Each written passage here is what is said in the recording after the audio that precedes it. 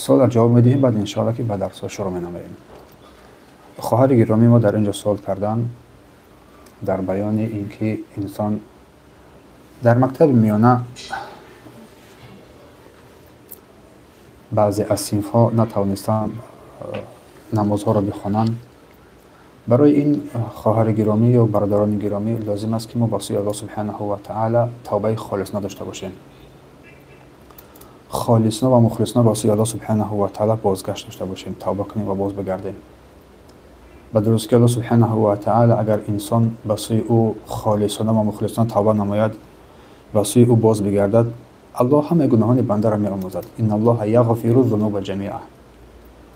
اگر نسبت نماز بی‌پروا و بی‌اهمیت بودیم، امروز که دین را فهمیدیم، امروز که فهمیدیم که نماز عاقبت ترک نماز اینقدر گناه و معصیت است، عاقبت ترک نماز اینقدر دهشت ها دارد، اینقدر مصیبت ها دارد، پس لازم می شود که ما از این درک نماییم و پی ببریم و توبه نماییم و نمازهایی که از ما قضا شده بود از روی بی‌پروایی و بی‌اهمیتی نخوانده بودیم، این نمازها را دیگر شرط نیست که تو بداری، قضایی بداری، اما برای تو شرط لازم است که با سوی الله توبه نمایی از این کاری کردید.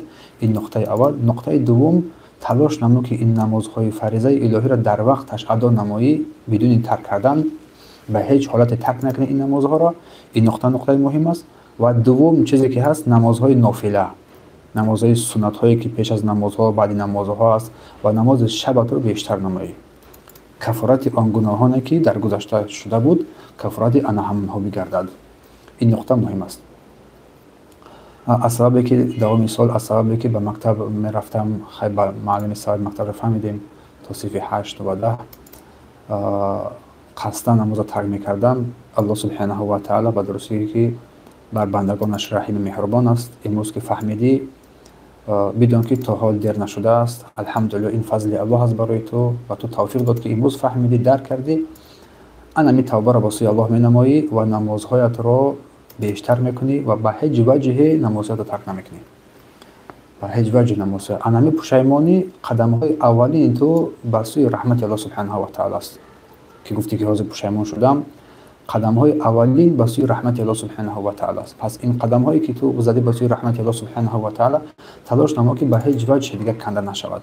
رابطت رو با الله به هیچ وجه قطع نکن، بلکه پیوست نما و پیوست کن و باز هم پیوست بیشتر نما. تلاش نما نمازهای شب بخوانی، نمازهای نیک بخوانی. باذن الله تعالی الله سبحانه و تعالی و درستی که گناهان بنده را عفو میکند و الله سبحانه و تعالی توبه پذیر است. السلام علیکم و رحمت الله و برکاته. و علیکم السلام و رحمت الله و برکاته. استاد، مادرم وقتی از دنیا گذشتن نماز نمیخواندند. 40 سال پیش بود. سری فرزند رفتند. من اذیت میکشم، دعا میکنم در حقشان که به هیچ برایش اگر که بی نماز گذاشته باشند، یعنی که در حیاتشون نماز نمیخوانند، دیگر در حق آنها حق دعا کنی رو نداریم. چون کسی که اگر که بی نماز بود باید از مسلمان نبود اصلا. چون کسی که نماز نمیخواند الله او را کافر گفته است، مشرک گفته است و رسول الله صلی الله علیه و آله و تمام صحابگان کرام همچنین بر این اتفاق دارند. پس مردانی که نماز نمیخوان در حق وی دیگر دعایی نمیکنی، در حق وی اگه کاری خیر انانه نمیکنی، چون وی از این دنیا به ایمان گذشته است. با پناه به سوی الله سبحانه و تعالی از این کاری که شده است با سوی الله توبه نمایی تا که خود در این یا که دیگران در این واقع نشوند. پند نصیحت میدهی از این کاری که شده است با سوی الله سبحانه و تعالی توبه میکنی. چون رسول الله صلی الله علیه و سلم هنگامی که از الله سبحانه و تعالی خواستند، ولی در قصه پیامبر ما ذکر می‌نماییم، از الله سبحانه و تعالی خواستند که صلی الله علیه و سلم که در حق مادرش دعا نمایند، ولیکن الله سبحانه و تعالی او را منع کردند و اجازه ندادند که در حق وی دعا نمایند، ولیکن بر وی اجازه دادند که قبر او صلی الله علیه و سلم را قبر مادرش را زیارت نمایند و از برای زیارت قبرش رفتند، زیارت کردند، دیدند قبر مادرش را، ولیکن اجازه ندادند الله سبحانه و تعالی او صلی الله علیه و سلم را که در حق مادرش دعا نماید. الله سبحانه و تعالی ما را شامل رحمتش قرار بدهد.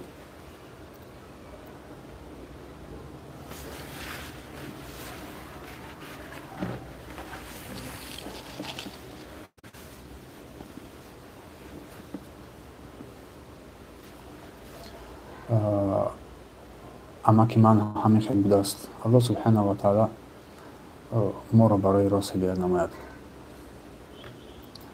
устод Хадиҷа модарамон дар куҷо вафот карданд? имрӯз мо дар бояни вафоти Хадиҷа мегирем иншааллоҳ. аз ҳамин қисмат аз сирати пайғамбар шурӯъ менамоем.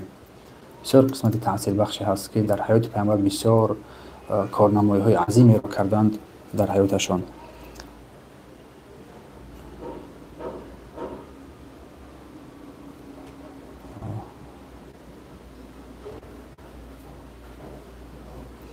ассалому алайкум ва раҳматуллоҳи ва баракатуҳу. Ва алайкум ассалом ва раҳматуллоҳи ва баракатуҳу. Созатон хуб ҳастем? Созатон хуб ҳастем? алҳамдулиллаҳ. умедвор ҳастем ки шумо хуб бошед.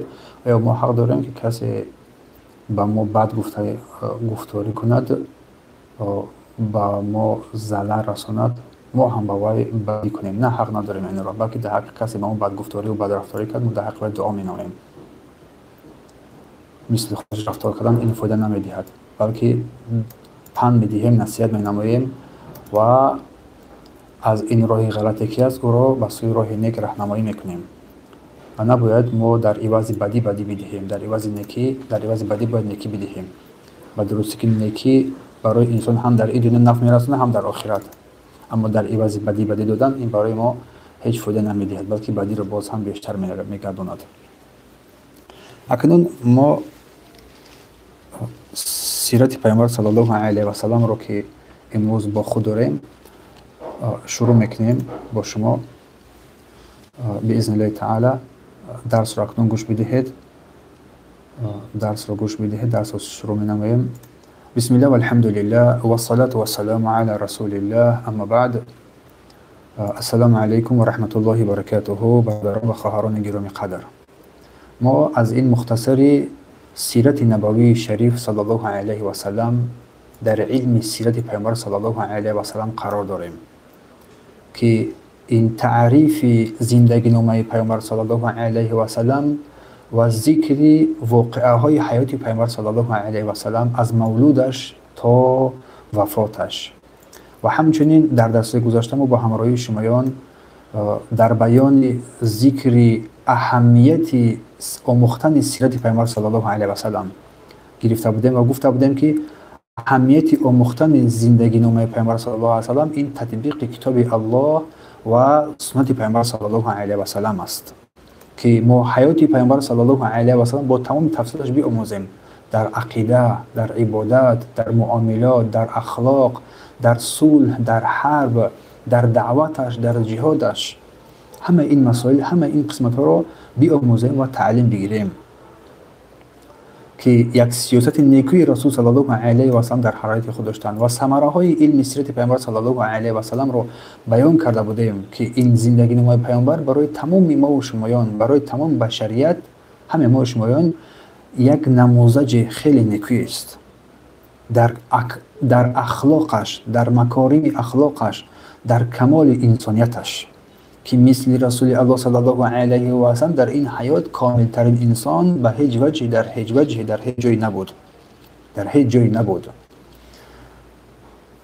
ин маворидро бо ҳамроҳии шумоён мо аз зиндагиномаи пайғамбар дар дарси гузашта гуфта будем ва гуфта будем ки зиндагиномаи пайғамбар саллаллоҳу алайҳи ва саллам барои инсон як ҳаёти зебоеро тақдим мекунад, чун расули Аллоҳ барои мо як усва, як қудваи некӯ ва бузургӣ буданд саллаллоҳу алайҳи ва саллам.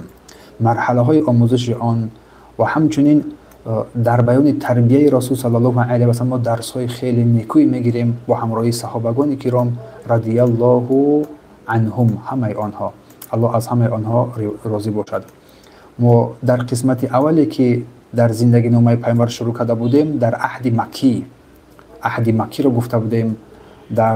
Гуфтем ки рисолаи пайғамбар саллаллоҳу пеш аз нубувват, қабл аз нубувват гирифта будем ва ҳамчунин дар баёни биъсати пайғамбар саллаллоҳу алайҳи ва саллам бар мабъус шудан ба пайғамбарияш ва ҳиҷрати пайғамбар саллаллоҳу алайҳи ва саллам суҳбат карда будем ва дар баёни пеш аз нубуввати пайғамбар саллаллоҳу алайҳи ва саллам суҳбатҳо карда будем.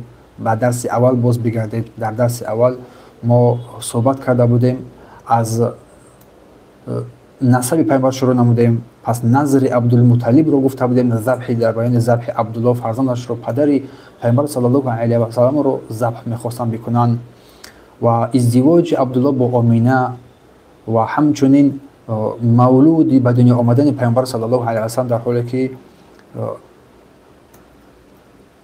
پدرشون هنگامی که پیامبر حامله دار، هنگامی که مادری پیامبر آمینه حامله دار بودن، پدرشون از دنیا گذشتند، 2 ماه بودن و به دنیا آمدن پیامبر صلی الله علیه و سلم و شیرخوارگوی او که از دست حلیمه رضی الله عنها و حادثه که هنگامی که حلیمه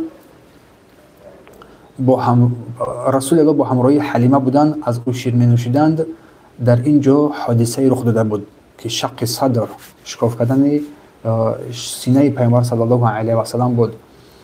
و قسمت های دیگری رو ما در این صدر در درس اول صحبت کرده بودیم و همچنین قسمت های دیگری که ما صحبت کرده بودیم حادثه خدیجه با ورقه ابن نوفل و همچنین بیان بنیاد کعبه و همچنین کاهنان و راهبان از یهودیان و نصارا که در بیان رسول صلی الله علیه و صحبت کرده بودند و بیم دادن یهودیان بر اینکه پیامبری می آید و همچنین درس های گذشته در بیان دعوت سیری رسول صلی الله علیه و صحبت کرده بودیم، در دعوت پنهانی او که 3 سال این واقع شدگی بود و در این دعوت سیری رسول الله بسیار عذاب شکنجه ها کشیده بودند که هنگامی که 40 ساله بودند مبعوث به پیامبری شدند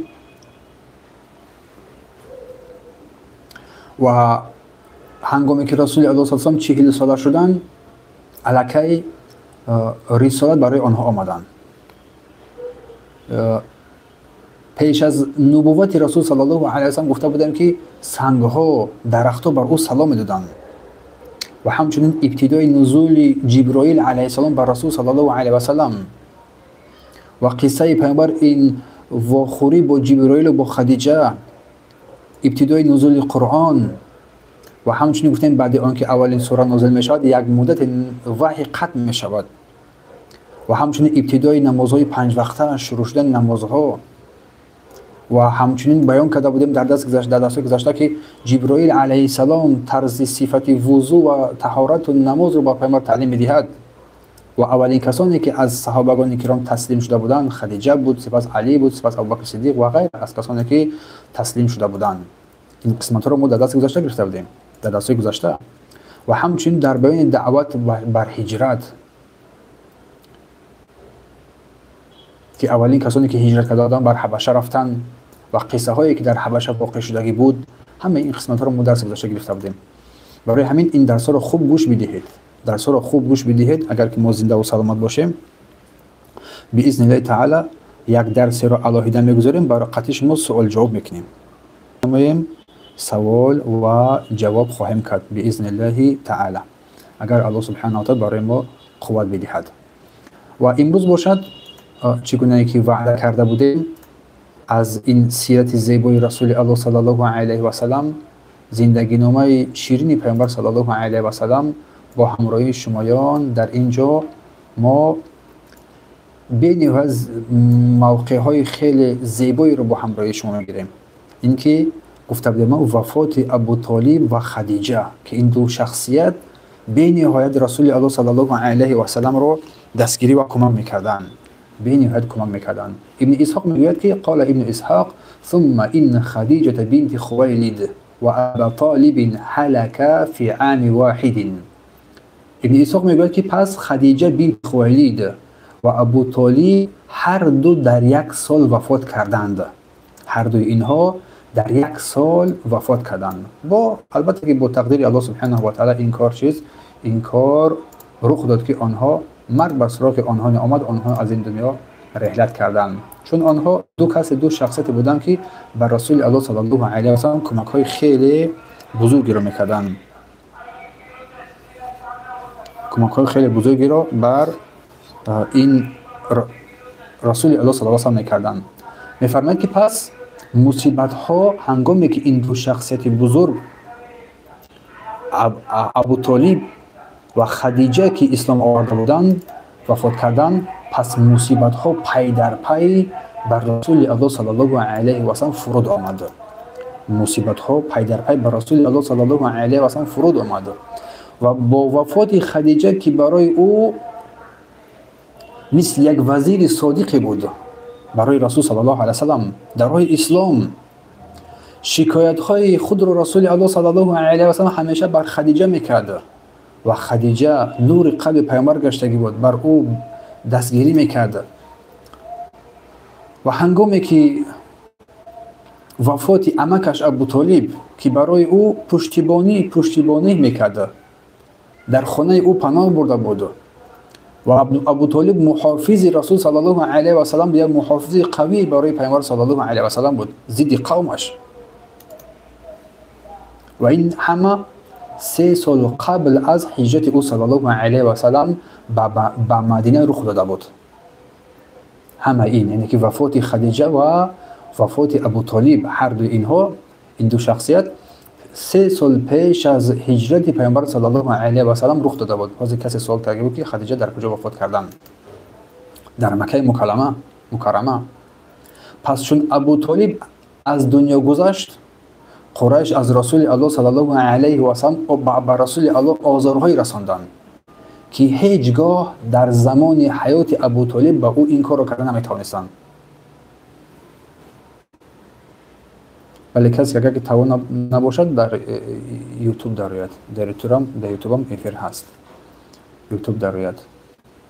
سلکه یوتیوب رو روان کن. سلکه رو چه روان کنی؟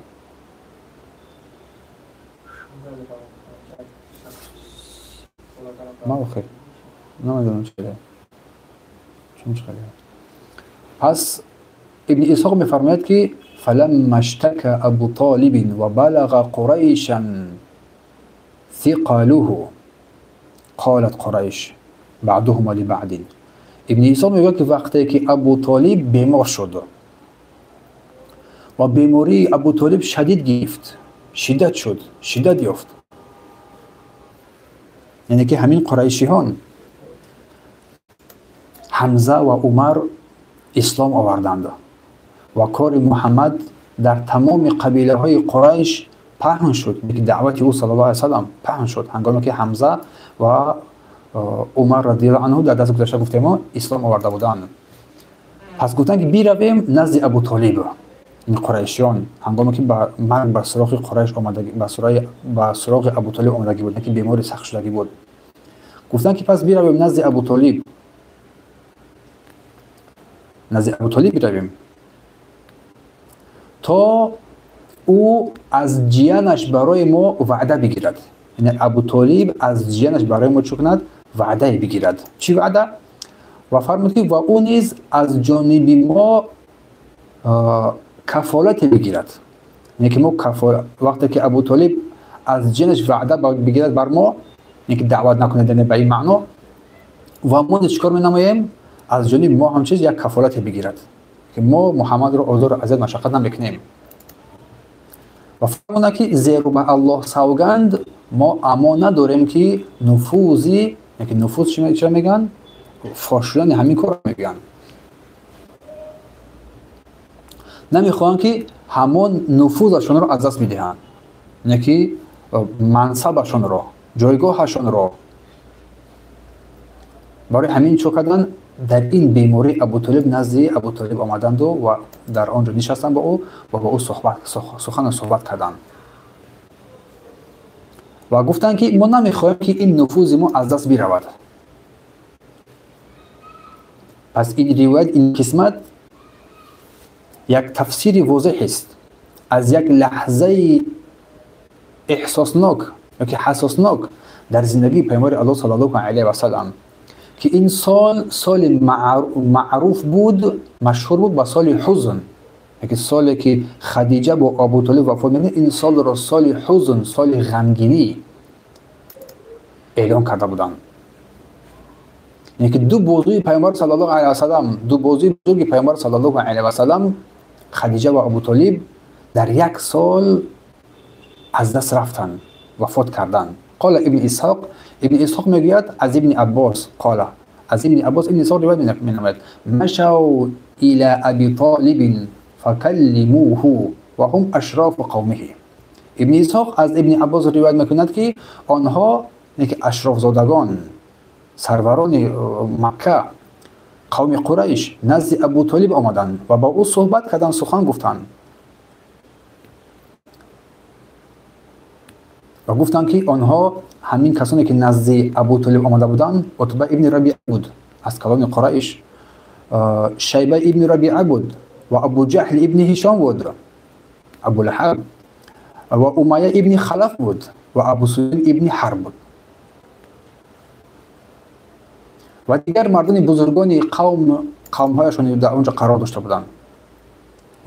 تمام بزرگان نزد کی رفتن؟ نزد ابو طالب رفتن. در اینجا آنها به ابو طالب گفتند ای ابو طالب، تو در میان ما مقام و منزلت و جایگاه بلندی داری و معلوم است که حالت تو نیز طوری است که میبینیم، یعنی بی ما و پیر شده ای، ولیکن جایگاه منزلت مقام تو الکی در نزد ما معروف مشهور است. و گفتن که ما از عاقبت حالت تو میترسیم، از عاقبت حالت تو میترسیم. گفتن تو خوب میدونی که اختلافی که بین ما و جیانت محمد است پدید آمده است، پس او رو دعوت کن،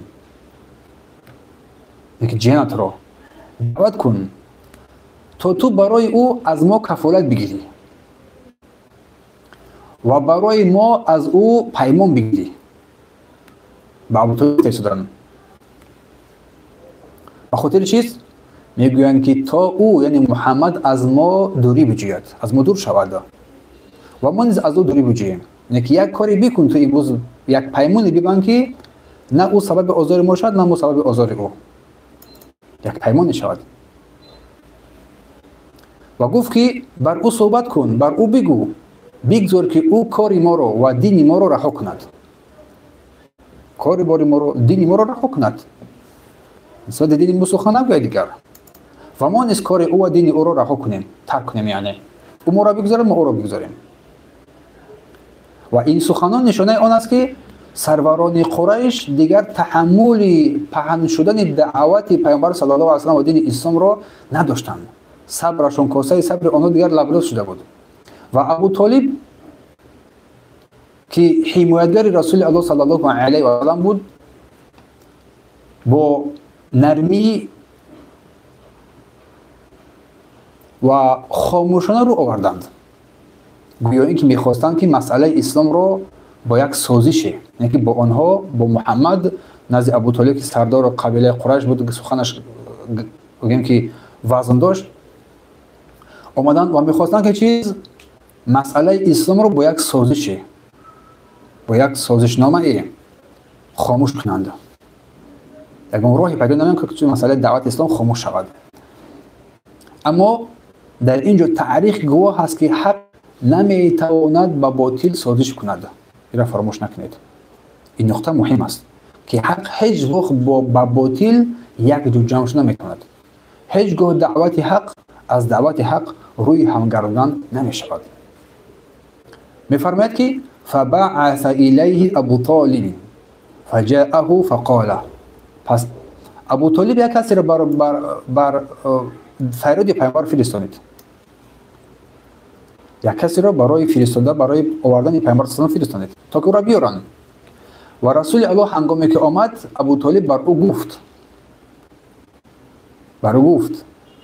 یا ابن اخی هؤلاء اشرف قومک قد اجتمعوا لك، گفت ای برادری، ای جیانم، ای برادری، ای پسری برادرم، اینا بزرگان قوم تو هستند، اینها بزرگان و اشراف زاده های قوم تو هستند، امروز برای تو آمدن، برای تو اینجا آمده جمع شدن تا چیزی را بر تو بدهند و چیزی را از تو بگیرند. یعنی که یک سازشنامه بین تو بین اینها باشد، یک عهد پیمان بین تو بین اینها باشد. رسول الله صلی الله علیه و سلم این هنگام که فرمود بله،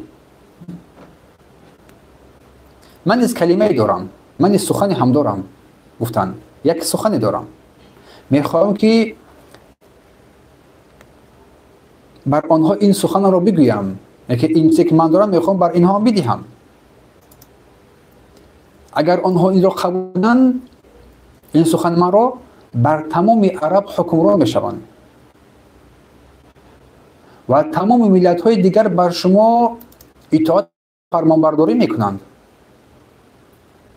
اگر این سخن ما را میپذیرند، این هدیه ما را بگیرند، در تمام عرب را حکمرانی میکنند و تمام ملت های غیر عرب از آنها اطاعت فرمانبرداری میکنند. ابو جهل در این هنگام گفت بله، با پدرت سوگند گفت، نه تنها یک بلکه 10 کلمه هم قبول داریم که از تو بشنویم و از تو بگیریم. رسول الله صلی الله علیه و سلم آنگاه که بود فرمود یکی آن یک کلمه که من میخوام برای شما بگم، اگر شما این را بپذیرید که تمام ملک و پادشاه‌های این عرب زیر دست شما میشود و تمام عجم غیر عرب شما را گوش میکند، شما را اطاعت میکند. این همین کلمه لا اله الا الله است. یعنی هیچ معبودی بر حق جز الله نیست. هیچ معبودی بر حق جز الله عبادت کردن نشود. تنها تمام نوع‌های عبادت از برای او صرف کرده شود. و آنچه که غیر او را عبادت میکنید آنها را ترک نمایید، تنها الله را عبادت نمایید. این هنگام بود که همه آنها در خشم آمدند، در خشم و تعجب گرفتار شدند، دست به هم زدند و گفتند ای محمد، آیا میخواهی همه معبودانمان را به یک معبود تبدیل بکنیم؟ چون در اطراف کعبه 360 بود خدایان باطل بود. آیا تو میخواهی که ما همه این معبودان را ترک نماییم و تنها با سوی یک معبود بر بگردیم؟ این کار تو چیز عجیب است. این سخن آنها در قرآن ذکر شده است. و این هنگام بود که بعضی از آنها به بعضی دیگر گفتند به الله قسم این مرد که محمد صلی الله علیه و سلم به شما چیزی از آنچه که میخواهید نخواهد داد. اینکه آنچه که شما میخواهید به آن هرگز نمیرسید و نمیتوانید برسید. پس بیروید و بر دین پدرانتون بمانید. آشکار بر دین پدرانتون بمانید تا الله میان ما و او داوری کند، حکمرانی کند. پس آنگاه بود که همه اینا پراکنده شدند، جدا شدند. فقال ابو طالب رسول الله صلی الله علیه و سلم، این هنگام بود که ابو طالب بر رسول الله صلی الله علیه و سلم گفت والله ابن اخی، قسم به الله ای جانم، ای پسر برادرم، از آنها چیز سخت یا نادرست نپرسیده ای؟ نیاکا گفت قسم به الله ای جانم، ای فرزند برادرم، تو از آنها یگام چیز سختی نپرسیدی، فقط یک کلمه رو گفتن. یک کلمه رو گفتن شما تمام مالکیت جهان رو به دست میارید.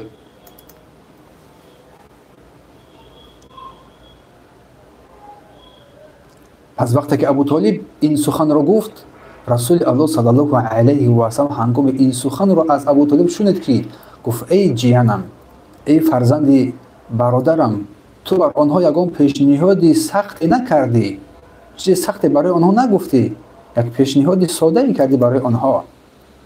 وقتی که از ابو طالب این رو رسول الله صلی الله علیه و بست، یک امیدی بست صلی الله علیه و سلم که شاید ابو طالب امکش ایمان بیاورد. این هنگام رو به سوی امکش آورد و گفت ای امکم این کلمه رو بگو، ای امکم این کلمه رو بگو، بر زبان بیرون این کلمه رو،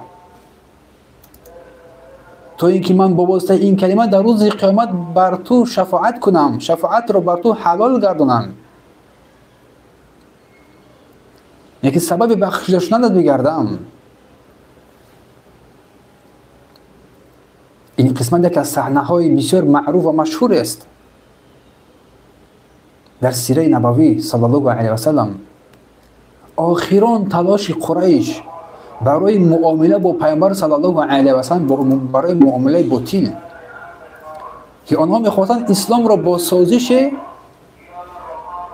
یک سازشنامه دنیوی عوض کنند، اما رسول الله صلی الله علیه و سلم با استواری، با اخلاص گفت کلمه حق، این کلمه لا اله الا الله راه است که جهانیان را از باطل و از فساد رها می‌بخشد و با سوی نیکی همه آنها را راهنمایی می‌کند.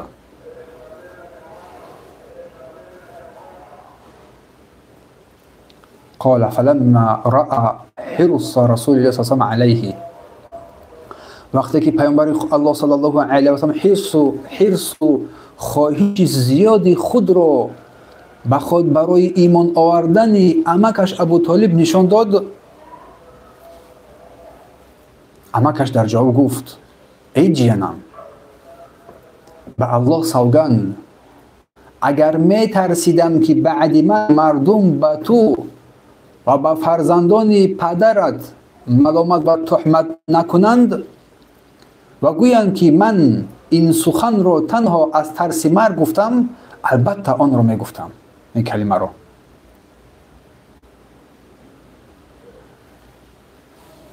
البته آن را می گفتم، من آن را گفتنی هستم، تنها به خاطر آنه که تو شاد شوی، از من خوشنود گردی. ولیکن تقلید از بابایان و سخن آن جاهلان ابو طالب را وادار کرد که به این دینی پدرش بمیرد. وقتی که مرگ ابو طالب نزدیک شد، عباس برادر او به او نگاه کرد، به او نگریست و دید که لبانش حرکت دارد و گوشش را نزد او آورد تا بشنود.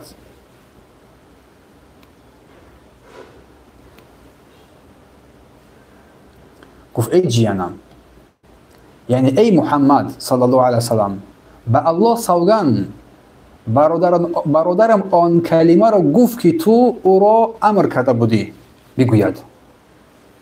پیامبر الله صلی الله علیه وسلم فرمود من نشنیدم. گفت من نشنیدم این کلمه را که وی بگوید. سپس ابو طالب به این حالت کفر و شرک از دنیا گذشت.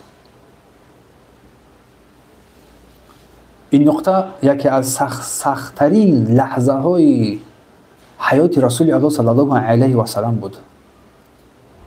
لحظه از دست دادن عمکش که عمکش او را بسیار در حیاتش کمک های سخت کرد، حمایت های بزرگی را برای او کرد، مال و ثروت دارایی‌اش را برای او داد، محافظتش کرد، از دشمنی قریش بر او از او دفاع میکرد. چون ابو طالب یک محبت عمیق بر رسول الله صلی الله علیه و سلم داشت. اما آن افتخارهای جاهلانه قبیلوی که در نزد جامعه قریش ها منتشر شده بود، این چیزها او را وادار ساخت که به دین گذشتگانش بگذرد.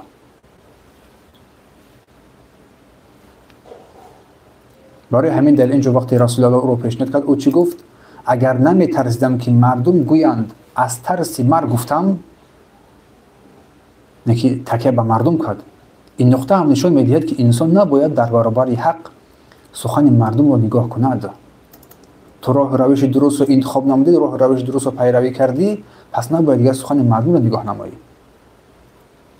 و این تطیع اکثر من فی الارض یضلوک عن سبیل الله، اگر تو بیشتر مردم را اهمیت بدهی، در سخن آنها گوش بدهی، تو را از روی حق می‌زند.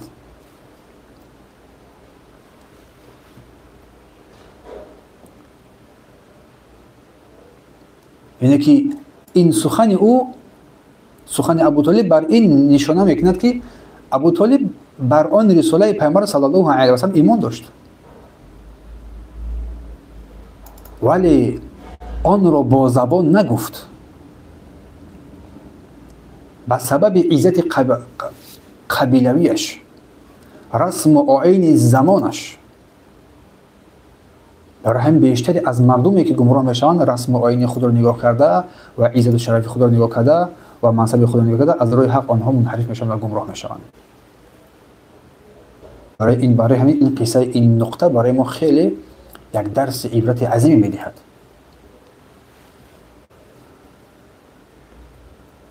سپس بر اثر این فاجعه‌ای که شد، این فاجعه را عام حزن گفتند. سال غم و غصه معروف شد. سپس سعی رسول الله صلی الله علیه و آله ثقیف یطلب نصرته، یعنی طلب یاری رسول الله صلی الله علیه و آله و رفتن او به ثقیف، سفر به سوی طائف. حالا ابن اسحاق میگوید که ولما حلك ابو طالب نالت قریش من رسول الله صلی الله علیه و آله من الاذى ما لم تكن تنال منه في حياته في حياة عمه ابی طالب. پس از آن که ابو طالب از دنیا گذشتند، قریش از رسول الله صلی الله علیه و سلم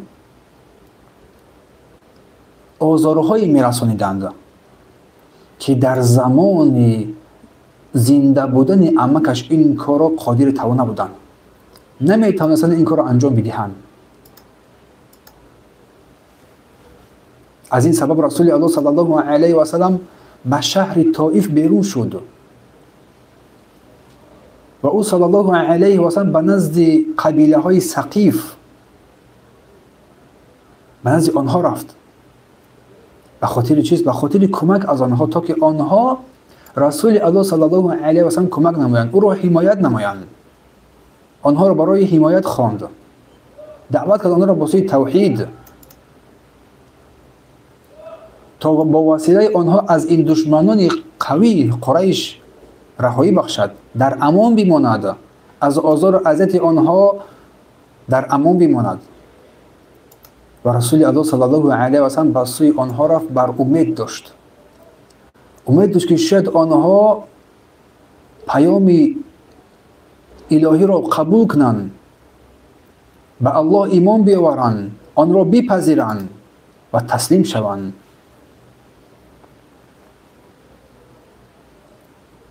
و او صلی الله علیه و سلم به آنجا تنها رفت، به یگام کسی، به یگام عسکری، به سوی آنها پیشه گرفت. تنها توکل به الله سبحانه و تعالی. این قصه آغاز سفر است از جانب رسول الله صلی الله علیه و سلم. یکی از سخت‌ترین سنجش ها در حیات پیامبر صلی الله علیه و سلم این قصه بود. پس از دست دادن دو پشتیبان بزرگش، خدیجه رضی الله عنها و ابو طالب، رسول الله صلی الله علیه و سلم خود را تنها حس کرد، تنها ماند.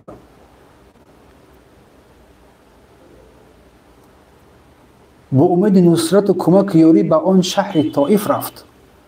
یک امید نو رو بست، به آنجا حرکت کرد، به آنجا رفت. اما مردم طائف او را قبول نکردند صلی الله علیه و سلم. وقتی آنها را به سوی اسلام دعوت کرد، او را مسخره کردند و حتی سنگسار هم کردند. با وجود این قبول نکردن آنها و سنگسار کردن آنها، حتی ذکر می شود که چنان پیامبر الله را سنگسار کردند که کودکان همون قوم، همون قبیله، حتی کفش‌های پیامبر پر از خون شد، بدن پیامبر خونشار شد. با وجود این در دلش رحم بود، با آنها کینه نگرفت. و این سفر و این قسمت یک نمونه عالی برای ما و شماست برادران و خواهران گرامی، در بیان صبر و توکل رسول الله با پیامبر بر الله سبحانه و تعالی و بیان رسیدن این پیام و آزار و اذیتی که از جانب مردم می‌بینی، در این صبر شکیبایی کردن. چون مسئولیت الله سبحانه و تعالی، مسئولیت الهی، دعوت الهی برای او از دنیا و آنچه که در دنیا بود عزیزتر بود. قال ابن اسحاق، سپس ابن اسحاق میگوید که از محمد ابن کعب القرادی قال لما انتهى رسول الله الى طائف عمد الى نفر من ثقیف. هنگامی که وقتی که رسول الله صلی الله علیه و سلم به شهر طائف رسید و نزد گروهی از قبیله های ثقیف رفت، گروهی از ثقیف رفت که آن وقت آنها سروران و بزرگان ثقیف بودند. به نزد سروران و بزرگان ثقیف رفت. آنها 3 برادر بودند. ابو یلیل ابن عمر، مسعود ابن حبیب. در خانه یکی از آنها یک زن قریشی از قبیله بنی جرهم بود، از قبیله بنی جمح بود. رسول الله صلی الله علیه و سلم نزد آنها نشست و آنها را به سوی الله دعوت کرد با تمام مهربانی و کمال. و آنها درباره این پیام حق که الله سبحانه و تعالی او را به آن فرستاده بود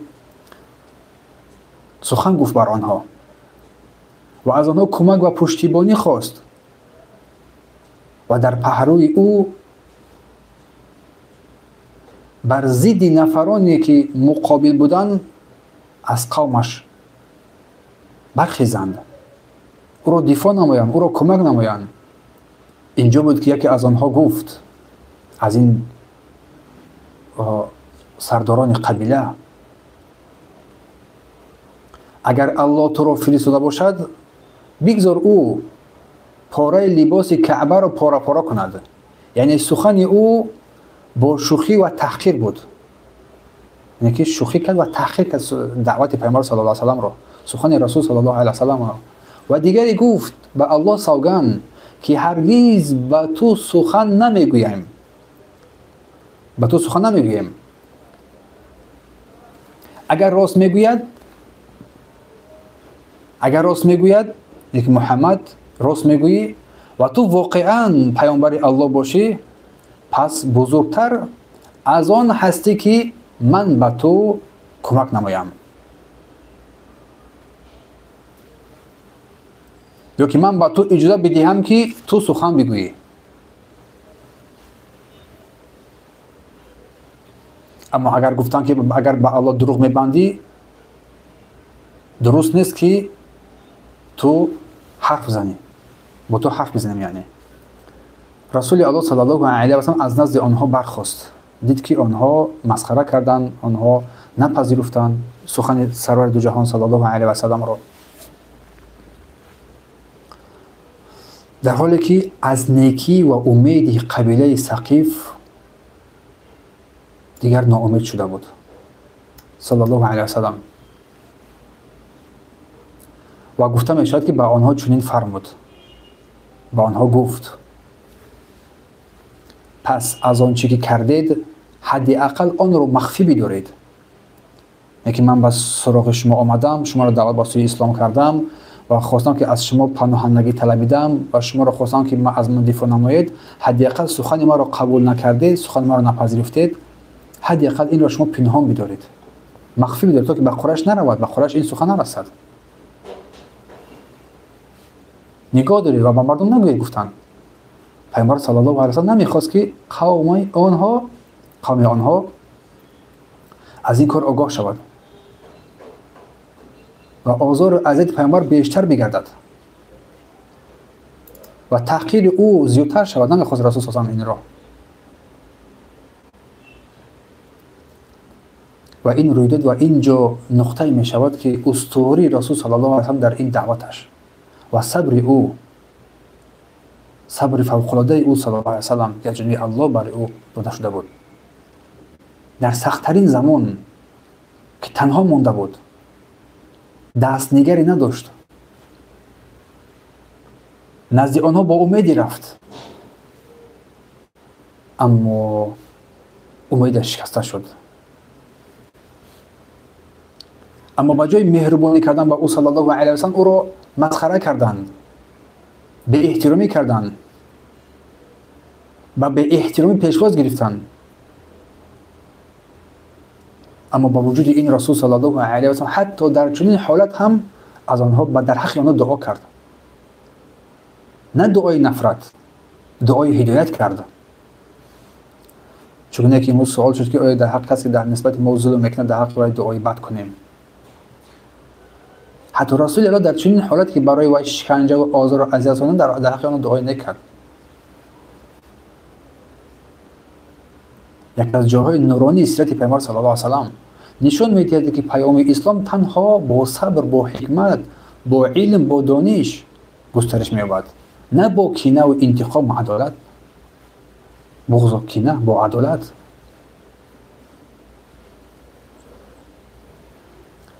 اما آنها مردم طائف به سخن پیامبر صلی الله علیه و آله گوش ندادند، بلکه کودکان خود را و غلامان خود را و آن کسانی که کم عقل بودند با آنها گفتند که پیامبر را تحقیر نمایید، او را دشنام دهید، مسخره کنند، مسخره کردند. هر چی فریاد زدند تا جایی که همه جمع شدند، تمام مردم قبیله جمع شد و او صلی الله علیه و سلم را از این طایف سور کردند، راندندش و او را سنگسار هم کردند که حتی کفشای پیامبر صلی الله علیه و سلم پر از خون شد. بر یک کناری یک باغ او را راندند، سور کردند که این باغ عتبه ابن ربیعه و شیبه ابن ربیعه بود، باغ آنها بود. در حالی که این دو انسان در آنجا نیز حضور داشتند. در این هنگام بود که این گروه نادان ثقیف که از پی پیامبر صلی الله علیه و آله می‌رفتند، آنها بازگشتند و پیامبر الله صلی الله علیه و سلم به زیر سایه تاک انگور که در آنجا قرار داشت، در زیر این باغ در آنجا پناه برد و آنجا نشست صلی الله علیه و سلم. و این دو برادر ربیعه و عتبه، دو برادر ربیعه، عتبه و شیبه بر او صلی الله علیه و سلم نگاه میکردند و آنها رنج و آزاری که از این احمقان مردم طائف رسول الله دیده بود میدیدند و میشنیدند و گفته می شود که آن حضرت در همین هنگام آن زنی را که از قبیله بنی جحوم بود، در آن خانه گفته ما از قریشی ها،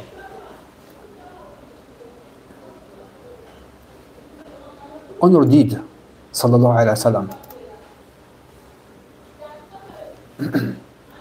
و با او زن که زن پیری بود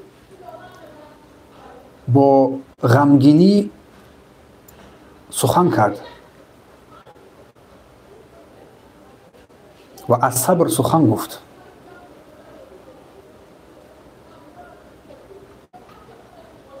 و گفت بگو، ببین که ما از خویشاوندان تو چی تحقیر دیدیم، چی سخنهای شنیدیم. و این صحنه یکی از دردناکترین لحظه های دعوت پیامبر صلی الله علیه و سلم بود که با امید رفت اما ناامید با تحقیر و شکنجه و سنگ پرتایی برگشت. مردم طائف به جای پذیرفتن دعوت حق کودکان و غلامان را و دیوانگان خود را علیه او برانگیختند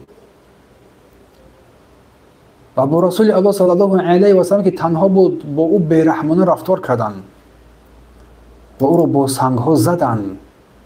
با وجود این پیامبر صلی الله علیه و سلم نه لعنت کرده نه انتقام خواست از آنها، تنها کارش این بود که در زیر یک سایه تاک نشست، پر از خستگی، پر از اندوه، اما قلبش پر از رحم بود نسبت این مردم. و در اینجا بود که آن دعای معروفه که با اشک بر قبیله طائف دعا کرد که در آن پیامبر صلی الله علیه و سلم به جای شکست خوردن آنها از الله سبحانه و تعالی برای آنها پشتیبانی و رحمت را میخواست. فلما اطمأن رسول صلی الله علیه و سلم قال فیما ذکر لی، میفرماید که هنگامی که وقتی که رسول الله صلی الله علیه و سلم آرام گرفت و نشست، این دعای را که چنان روایت می شود گفت اللهم الیک اشکو ضعف قوتی، اللهم الیک اشکو ضعف قوتی و قلت حیلتی وهواني على الناس يا أرحم الراحمين. أنت رب المستضعفين، أنت ربي، إلى من تكلني؟ گفت ای الله، پروردگار به سوی تو شکایت میکنم، از سستی قوتم پروردگار به سوی تو شکایت میکنم، از کمبودی تدبیر و ناتوانیم به سوی تو شکایت میکنم و از پستی من در نظر این مردم به سوی تو پروردگار من شکایت میکنم. ای مهربان ترین مهربان ها، تو پروردگار ضعیفان هستی و تو پروردگار منی. پروردگار من رو با کی میگذاری؟ با اون بیگانه ای که به چهره من با پستی به من ننگرد؟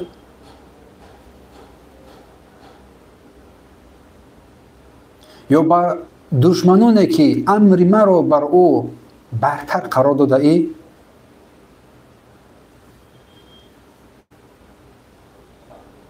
پروردگار اگر بر من غضب تو نیست،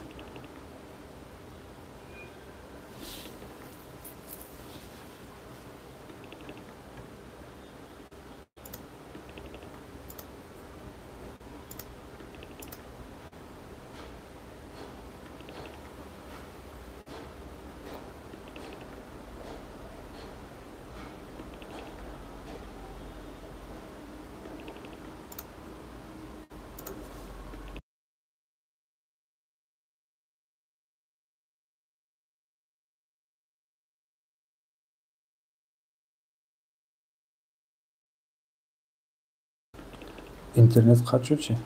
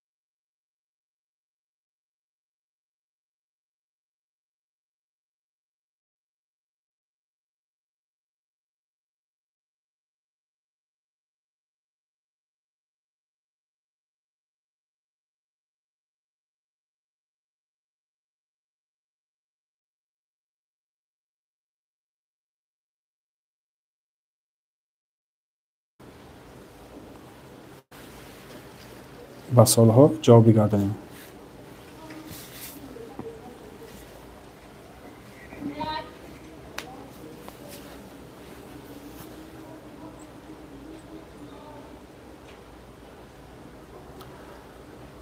آواز نبود مدن بیاد. خب انشاءالله درس رو روان میکنیم. انشاءالله درس رو انشاءالله که روان میکنیم.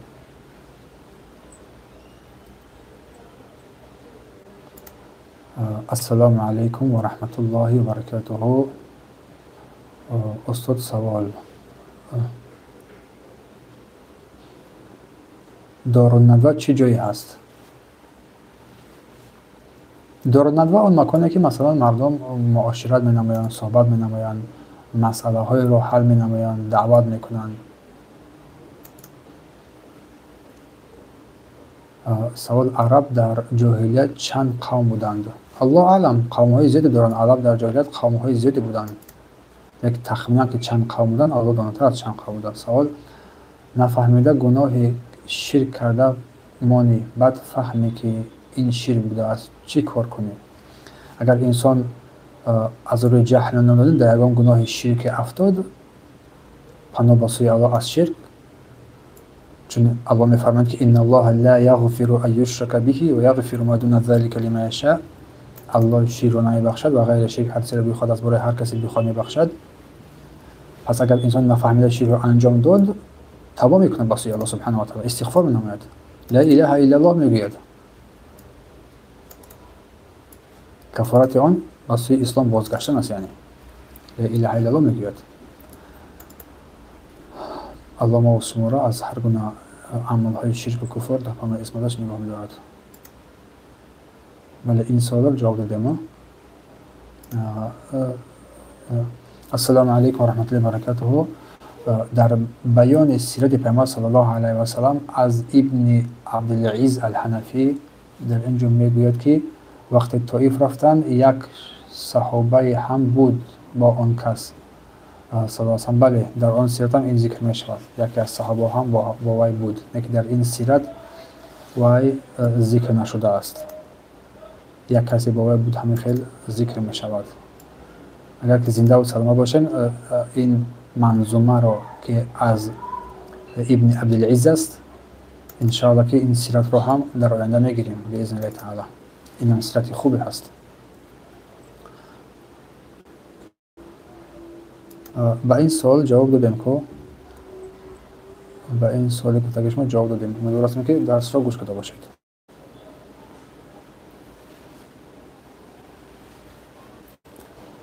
امیدوار هستم که درس را گوش کرده باشید.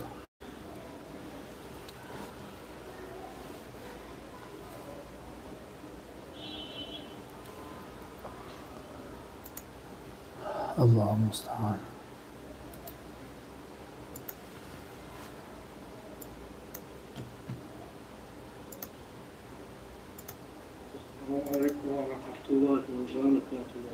و علیکم السلام و رحمت الله و برکاته. جزاک الله خیرا بارک الله فیک. در سوال است وقتی که این دیده و باشم همون تر میکنیم ببینم چهار طلا وقت مثلا تو وقت نماز دیگری را این نماز قضا شما یا برای داخل یا بیان کنه شدید چی سال بیاد؟ برادر دیگری بدون که انسان دیده و دونسته نماز تر میکنه قضا میکنه و کفر است. انسان کفر میشود، مشرک میشود. این با دلیل آیه‌های قرآنی و احادیث و قول اجماع علما است. کسی که دیده و دونسته نماز رو وقتی نماز از بی‌پروا است، بی‌اهمیت است نمیخواند، کفر شد، مشرک میشود انسان. یکم. دوم، هنگامی که اگر انسان از دست انسان این کار اگر که سر زد، پناه به سوی الله توبه میکند. توبه میکند. عملی که باید انجام بده این توبه است. توبه نصوح به سوی الله مینماید، از این کاری کرده پشیمان شود و آن نمازی که این کار کرده اون نماز را که همون روز انجام افتاده بود اون را چیکار میکنن؟ ادامه مینماید. چون نگاه اون فرمودن آن نماز را ادامه مینماید. بارک الله فیک.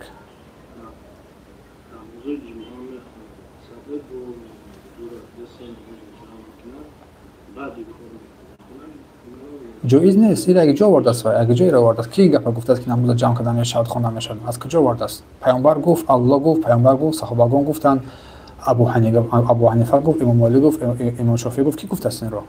از کجا این را آورده است؟ از کیسه خودش، از نفس پرستی. این حرام است، جایز نیست. یکی از بزرگترین گناه‌ها را انجام می‌دهد. الله سبحانه و تعالی را هدایت نماید. در شریعت، در دین اسلام، در یگام جا، در یگام کتاب این گونه سخن آمده که نیست که نماز رو من جمع کنم، بعد بگاهی، بعد کدام وقتی برایم خوشم بیاد بعد رفته بخونم. در کجا این آمده است؟ کی این رو گفته است؟ این از هوا و نفس خودش است، از هوا پرستش است. واسه الله توان آمد از این کاری کرده است. رسول الله فرمودند که من ترک الصلاه العصر فقط حبط عمل. اگر هر کس نماز عصر رو ترک نمود، بعد روزی که عملهاش باطل میشود. صحابگان کرام رضی الله عنهم ترک یک نماز کفر می‌دانستند. ترک یک نماز که وقتی نماز است، تو در وقت نماز بی‌پروا بی‌عرضی، این ترک نماز کفر می‌دانستند صحابگان کرام. پس هوشیار باشد، برای آگاهی بدهید.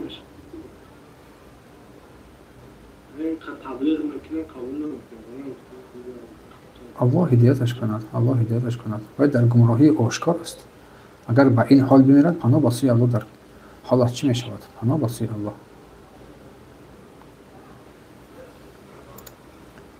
الله هدایت کند. و ایاک اخی، احتیاط کند.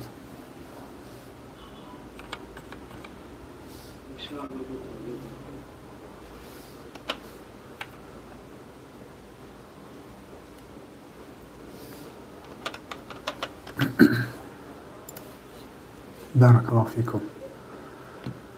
خیر. این خیلی باشد. ما درسی گذشته در کتاب لمعة الاعتقاد هادی الى سبیل رشاد، از این کتاب مبارک لمعة الاعتقاد چگونه ای که صحبت کرده بودیم. این کتاب مبارک کتاب عظیم است. کتابی است که اگر هر کس که این کتاب رو بخواند بفهمد، یک راهنمایی خیلی بزرگی رو در حیاتش خواهد دید. باذن الله تعالی راهنمون میشود، هدایت می‌یابد، راه حق را میفهمد و برای حق راهنمون میشود. الله سبحانه و تعالی بر ما توفیق بدهد که این کتاب رو نیکو بفهمیم. این اصول اعتقاد است. اصول اعتقاد و ارکان ایمان رو در بر میگیرد. این کتاب لمعة الاعتقاد که این مختصر از کتاب ابن قدامه مقدسی است. این کتاب مبارک مختصر از کتاب ابن قدامه مقدسی که شیخ العثیمین این رو برای ما شرح دادن و ما در درس گذشته در مقدمه این کتاب، در کتاب لمعة الاعتقاد از ابن قدامه مقدسی که گفتیم ابن قدامه ابو محمد عبدالله ابن احمد ابن قدامه مقدسی است که در شعبان سال 541 هجری در نابلس به دنیا آمده است و سال 620 از هجری در دمشق وفات کردگی هستند. و گفتیم هدف تعلیق این کتاب، هدف نوشتن این کتاب، اهمیت کتاب موضوعات مهمی را در بر میگیرد. بیان مرحله های خیلی مهمی است و قاعده های مهمی که در این کتاب در باب اسماء و صفات ذکر شده است که گفته بودیم واجب است در بیان نصوص کتاب و سنت چی واجبیت هایی هست و قاعده اول رو در اینجا بیان کرده بودیم که در آن چیزی که از کتاب الله و سنت پیامبر صلی الله علیه و سلم است، از آیه ها و احادیث، باقی ماندن آنها دلالت آنها بر ظاهرش بدون تحقیق دادن، چون قرآن با زبان عربی مبین نازل شده است و حرام بودن سخن گفتن بر الله سبحانه و تعالی بدون علم و دانشه. و بیان این که در نقطه اول ذکر کرد، یک مثال اول در بیان دست الله که حقیقی است، آن را قوت و قدرت گفتن این جایز و روا نیست. و بیان قاعده دومی که ما بیان کرده بودیم گفتیم نام‌های الله سبحانه و تعالی همش حسنا هست. بالاترین مقام حسن در نام‌های الله رسیده است و صفات او. و گفته بودیم که در قاعده دوم که نام‌های الله سبحانه و تعالی جمع بست شده حصر شده بر 99 نام نیست، بلکه از این هم بیشتر است و حدیث پیامبر صلی الله علیه و آله را در آنجا ما دلیل گرفته بودیم. و نام‌های الله سبحانه و تعالی توفیقی است، یعنی که اثبات میشوند با شریعت نه با عقل، با دلیل قرآن و سنت. و بیان کرده بودیم که دلالت اسم نام الله سبحانه و تعالی بر ذاتش و بر صفتش دلالت میکند. و همچنین در قاعده سوم در باب صفات الله سبحانه و تعالی گفتیم همه صفات الله سبحانه و تعالی عالی هستند، بر کمال مدح رسیده شده هستند.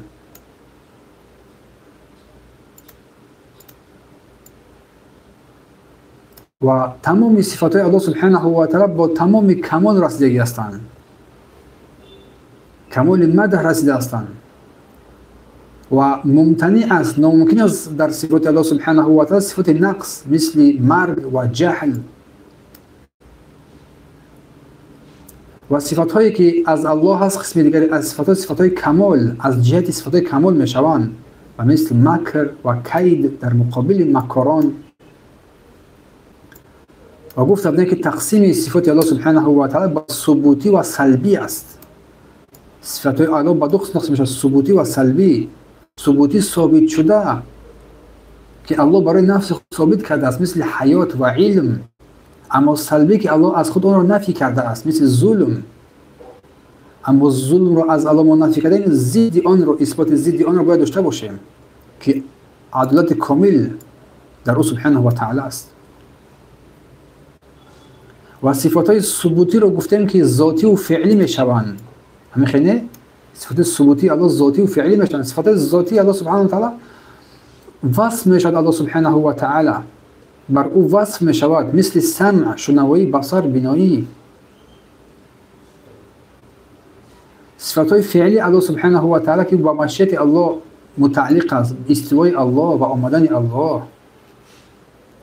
و گفته بودیم که قسمت از صفات الله سبحانه و تعالی می شود هم فعلی و هم با اعتبار ذاتی شود هم با اعتبار فعلی شود، با دو اعتبار. مثل کلام الله سبحانه و تعالی، کدام وقتی بخواهد سخن میگوید از ذات الله سبحانه و تعالی، کدام وقتی بخواهد سخن میگوید این با دو اعتبار، هم ذاتی هم فعلی.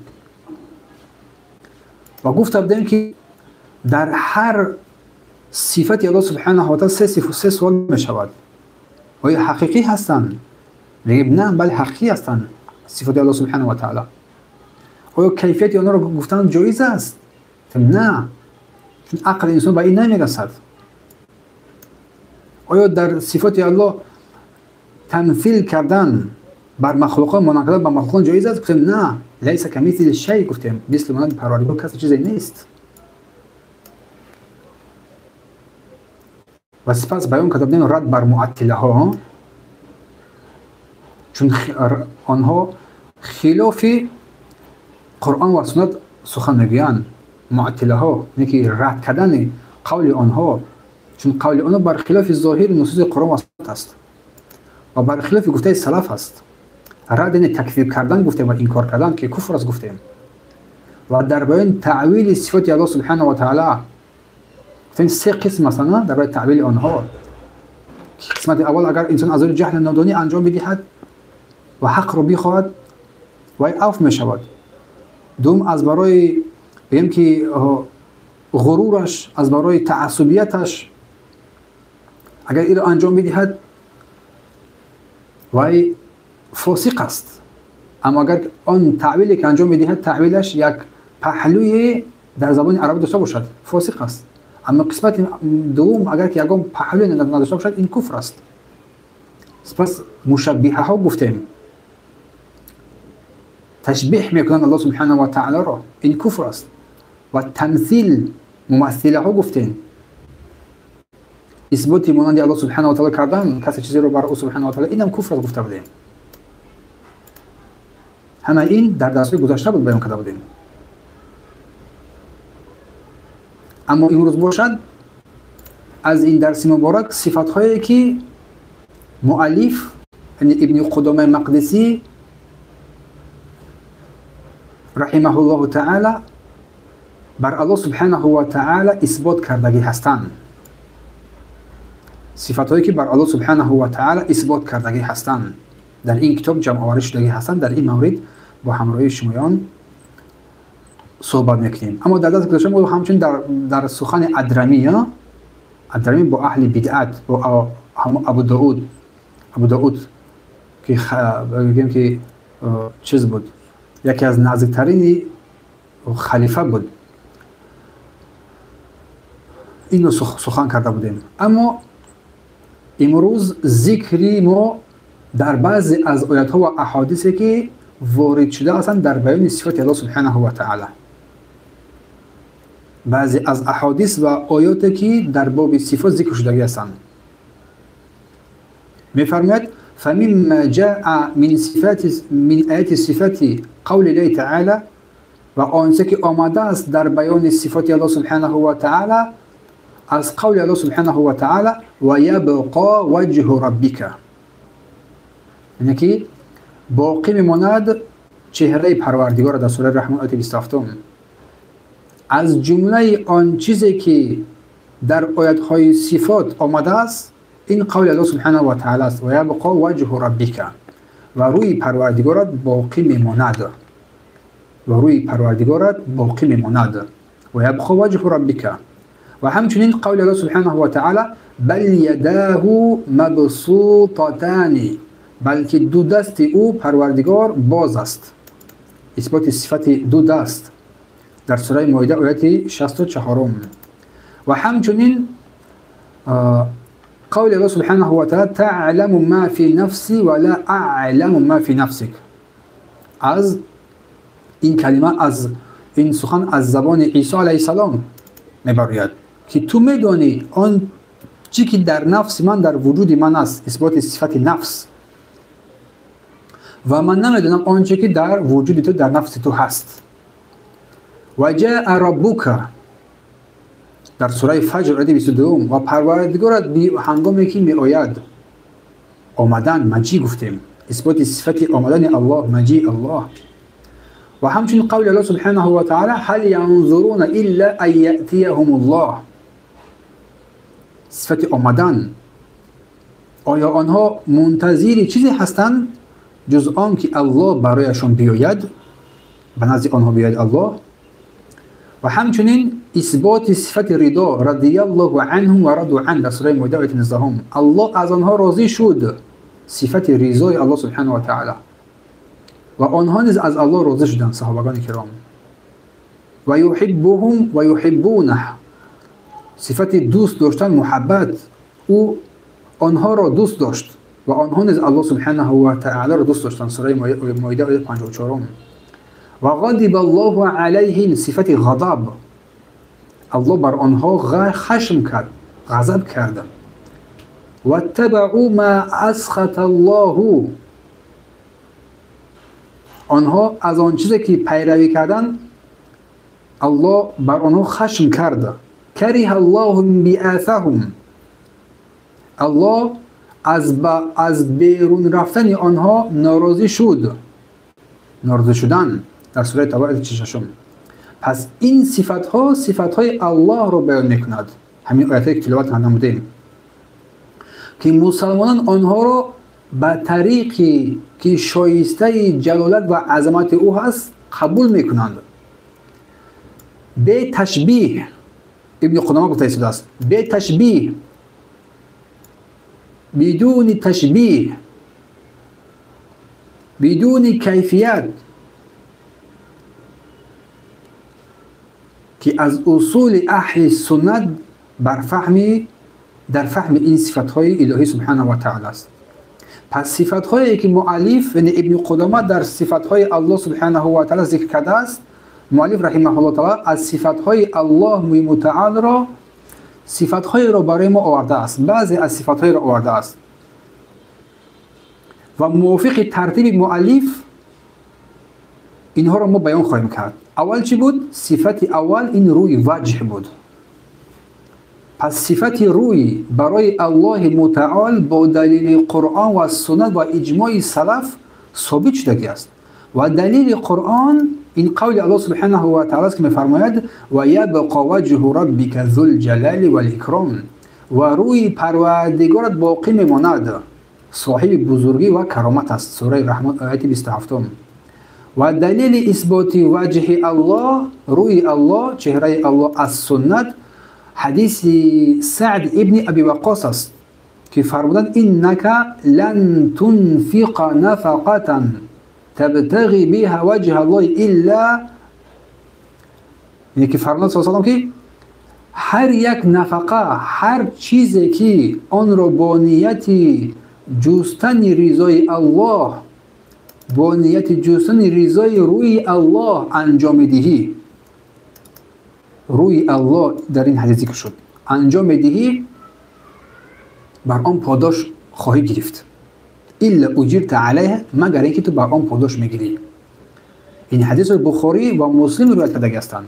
اما اجماع سلف در بیان اثبات وجه الله، روی الله، سلف صالح بر اثبات روی الله سبحانه و تعالی اتفاق کردند. از این رو اثبات روی الله متعال بر ما واجب است، به شرطی که به تحریف باشد، یعنی که به تغییر دادن معنای آن کلمه باشد، به تعطیل باشد، به انکار آن باشد، به تمثیل، به مانند کردن بر روی مخلوقات باشد. پس این روی حقیقی ثابت شده است که به الله سبحانه و تعالی لایق و شایسته می باشد و به هیچ وجه مانند روی مخلوقات نیست. الله سبحانه و تعالی می فرماید لیس کمثله شیء، مثل مانند پروردگار هیچ کس و هیچ چیزی نیست. اما تفصیل اهل تعطیل و رد به آنها، بعضی از اهل تعطیل یعنی آنهایی که صفاتهای الله را تعطیل میکنند، یعنی انکار میکنند، صفت وجه یعنی چهره را به معنای ثواب یا که مکافات میگویند. در حالی که ما قرآن را خواندیم، حدیث را خواندیم، وجه یعنی چهره روی ظاهر است، بیان است، ولیکن اینها چیکار کردن؟ این معطله ها این را به معنای ثواب یا که مکافات ذکر کردن، تفسیر کردن، به این معنی تفسیر کردن و این یک نوع تحریف به حساب می رود، انکار به حساب می رود و تغییر دادن معنای ظاهری کلام الله و کلام رسول الله می شود در اثبات صفت روی الله سبحانه و تعالی. پس رد به آنها شیخ میگوید ابن عثیمین میفرماید که ما با استفاده از قاعده چهارم که ما در بروز کتاب دیم قبلا با اینها رد میگوییم. اولا قبول ظاهری این کلمه، این آیه های قرآن. پس صفات های الله سبحانه و تعالی از جمله وجه یعنی چهره، روی، باید به معنای ظاهری خود قبول کرده شود، چنان که سلف صالح آن را قبول کردند. چرا ما آن را ایمان قبول نکنیم؟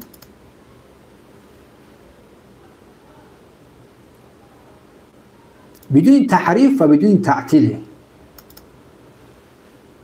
چون در آیت و حدیث هیچ دلیلی نیست که وجه به معنای ثواب داشته باشد یا که به معنای مکافات آمده باشد.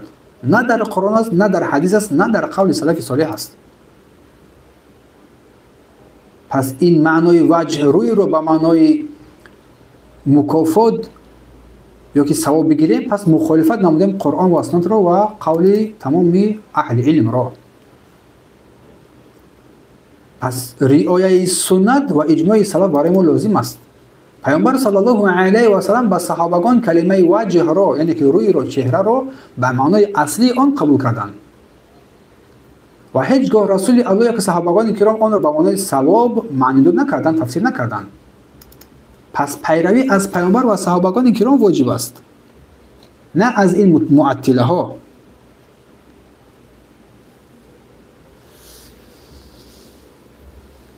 اما قاعده بی‌کیفیت و مانندی ما وجه رو، یعنی که این روی رو برای الله متعال اثبات میکنیم، اما به تشبیه نمودن بر روی مخلوقات و به پرسش کیفیت آن و این مطابق فرموده الله سبحانه و تعالی است که فرمود لیس کمثله شیء، مثل مانند پروردگار هیچ چیز نیست. سوره شورا آیه 11. خلاصه کلام تفسیر وجه به ثواب مخالف آیات ها و احادیث و فهم سلف امت است.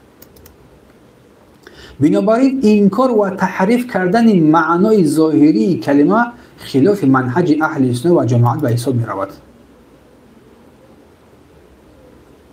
دوم صفت دست ها، یدین میگویند، دو دست. الله سبحانه و تعالی میفرماید که بل یداه مبسوطتان، بلکه دو دست الله سبحانه و تعالی گشاده اند. سوره مائده آیه 64. دست ها یدین از صفت های الله متعال می باشند با دلیل قرآن که تلاوت کردیم و سنت و اجماع سلف ثابت شده است. و دلیل قرآن این قول الله سبحانه و تعالی که بل یداه مبسوطتان، بلکه هر دو دست او باز هستند، فراخ هستند. الله فرمود در سوره مائده آیه 64. در این آیت الله سبحانه و تعالی دو دست را برای خود ثابت میکند. ثابت است و اهل سنت این را اثبات می نمایند واقعی. و دلیل از سنت که الله سبحانه و تعالی دارای دو دست است روایت بخاری و مسلم است. روایت بخاری در کتاب توحید است و روایت مسلم در کتاب زکات ذکر می شود. می فرماید که این یمین الله ملأ لا یغیضها نفقة، یمین الله، دست الله پر است و آن هرگز کم نمی شود. اگرچه شب روز خیر نماید، شب روز الله خیر کند، خیرات الله کم نمی شود، از دست الله چیز کم نمی شود. تا قول پیامبر صلی الله علیه و آله که بیده الاخرى القبض یرفع و یخفض، و فرماید که در دست دیگرش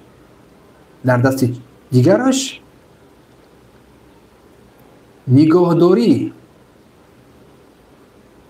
قبضه هست در دیگرش، قبضه که در دست دیگرش، یرفع بالا میبردارد و یخفض پایین میکند، زیاد میکند و کم میکند. روایت بخاری است و مسلم. اما اجماع سلف برای اینکه همگی اثبات نمودن که الله دارای دو دست است، سلف صالح بر اثبات دو دستی الله سبحانه و تعالی از برای الله اتفاق کردند.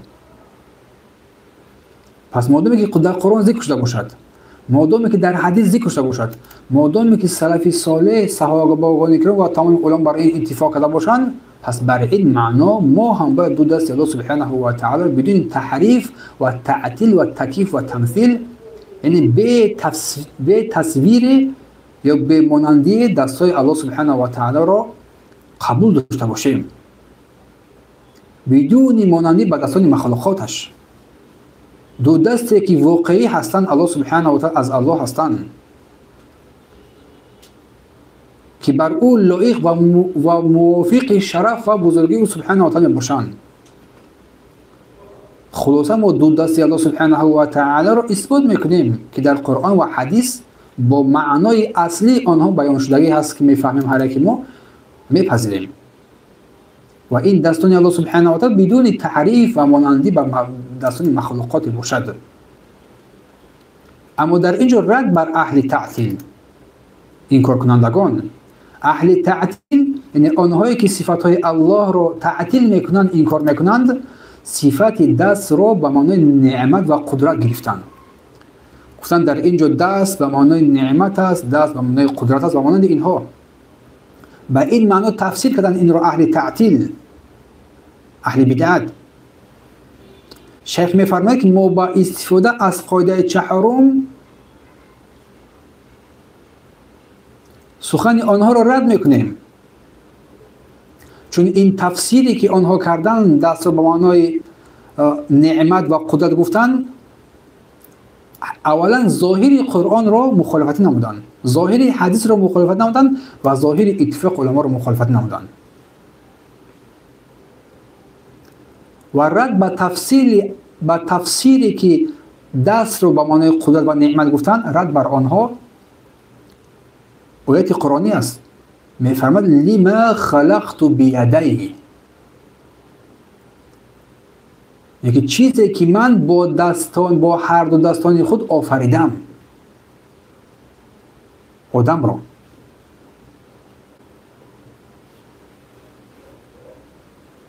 این آیت کریمه میگه من با دستان خود آدم را آفریدم، با هر دو دستان خود آدم را آفریدم. این آیت به یگام حالت نمیگذارد که انسان دست رو به معنای نعمت یا قدرت تفسیر کند، نمیشود، راه گریز ندارد مگر اینکه از عقل‌های زبلدان خود پیروی نمایند. پس دست در این آیت کرده به معنای اصل خود دست واقعی اثبات شده است. و حدیث پیامبر صلی الله علیه و آله بیده الاخرى القبض گفتند در صحیح بخاری و مسلم، گفتند در دست دیگرش قبضه کردن است. و این حدیث هم بیان دو دستان الله سبحانه و تعالی را ثابت میکند که این بیانگر آن است که این دستان الله سبحانه و تعالی که در این حدیث و آیات ذکر شده است، علاوه بر آیات های قبلی که خوندیم تلاوت کردیم، نمیشه به معنای قدرت که به معنای نعمت اینا گرفته شوند به هیچ وجهی. اما شیخ میفرماید که ورودهای گوناگون، واردشوی‌های گوناگون در صفت دست، الله میفرماید الله در قرآن دست را افراد تنها ذکر کرده است. تبارک الذی بیده الملک در قرآن ذکر شده است. چی با برکت از آن پروردگار است که پروردگاری که در دستش تمام ملک است. افراد تنها ذکر کرد، یکی یک دست. در این آیت دست الله متعال به طوری مستقیم اثبات شده است. بیده الملک، دست الله سبحانه و تعالی ملک است. و همچنین در کلام الله سبحانه و تعالی تثنیه که دو دست هم ذکر شده است. بل یداه مبسوطتان، بلکه هر دو دستان الله سبحانه و تعالی فراخ هستند، باز هستند. این آیه کریمه، آیه دوم، دو دست الله سبحانه و تعالی را اثبات میکند، اقرار میکند.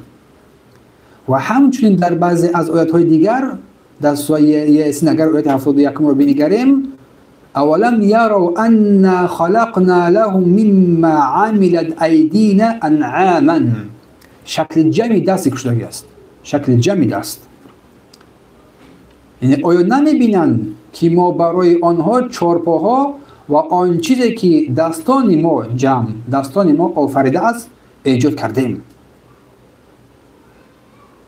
و در اینجا الله سبحانه و تعالی دست را با شکل جمع دستان ما گفت، به معنای تعریف کردن، به معنای بزرگی الله، به معنای صورت تکرار بر شماره ذکر کرده است.